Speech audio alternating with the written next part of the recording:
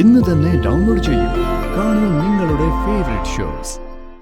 സുബോധത്തോടെ ഇരുന്നപ്പോ പ്രതാപേട്ടൻ എന്റെ വാക്കുകളൊന്നും കേട്ടില്ല. എന്നെ ഒന്നും പറയാൻ അനുവദിച്ചതുമില്ല. ഇപ്പോ ഈ അവസരത്തിൽ എനിക്ക് ചിലതൊക്കെ പറയാൻ പറ്റും. ഞാൻ പറയുന്നത് പ്രതാപേട്ടന്റെ ഉപബോധ മനസ്സിലെങ്കിലും കിടക്കുന്ന വിശ്വാസത്തോടെ ഞാൻ പറയുന്നത്. ഇതൊരു കുമ്പസാരമല്ല, ചെയ്ത തെറ്റുകൾ ഏറ്റു പറയുന്നതാ കുമ്പസാരം. ഞാൻ തെറ്റൊന്നും ചെയ്തിട്ടില്ല. എന്നിട്ടും പ്രതാപേട്ടൻ അവള് പറയുന്നത് വിശ്വസിക്കുകയും എന്നെ തെറ്റിദ്ധരിക്കുകയും ചെയ്തു. ഞാൻ പ്രതാപേട്ടനെ വാക്കുകൊണ്ടോ പ്രവൃത്തി കൊണ്ടോ വഞ്ചിച്ചിട്ടില്ല.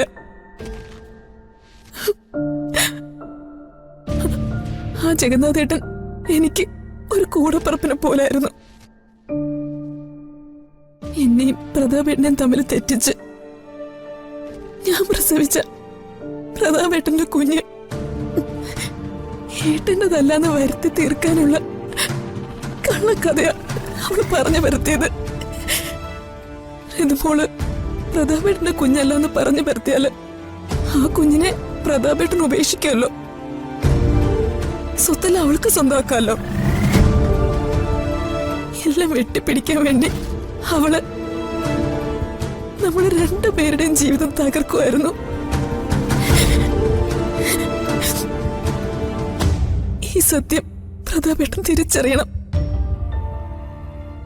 ഇപ്പൊ അവള് മന്ത്രിയായി. ഒരു ബോംബ് സ്ഫോടനം ഒരുക്കി പ്രതാപേട്ടനെ വീഴ്ത്തി അവള് മന്ത്രിയായിരിക്കാം. അവള് ദുഷ്ടയാ. വെറും ദുഷ്ടയല്ല, പിശാചാ അവള്. അവള് പ്രതാപേട്ടനെ മാത്രമല്ല, നമ്മുടെ മോളെയും രാജുവിനെയും എന്നെയും കൊല്ലും. ഞങ്ങള് കാവലുള്ളത് കൊണ്ടാ പ്രതാപേട്ടനെ അവളും മകനും ഒന്നും ചെയ്യാത്തത്. ആരോഗ്യം വീണ്ടും കിട്ടുമ്പോ, റിക്കവർ ആവുമ്പോ പ്രതാപേട്ടൻ ഈ സത്യങ്ങളെല്ലാം ഓർക്കണം.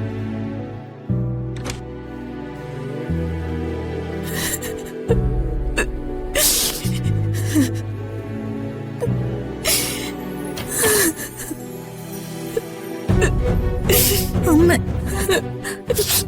എന്തിനാ കരയുന്നത്? തളർന്നു കിടക്കുന്ന ഈ മനുഷ്യനെ കണ്ടിട്ട് എനിക്ക് കരച്ചിലടക്കാൻ പറ്റുന്നില്ല മോളെ.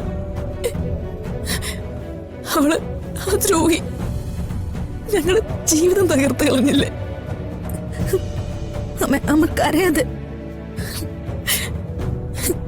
ഈ മനുഷ്യനെ മകനാണെന്ന മട്ടില് കള്ളത്തരം പറഞ്ഞ് മയക്കി അവര് ചതിക്കുമല്ലായിരുന്നോ?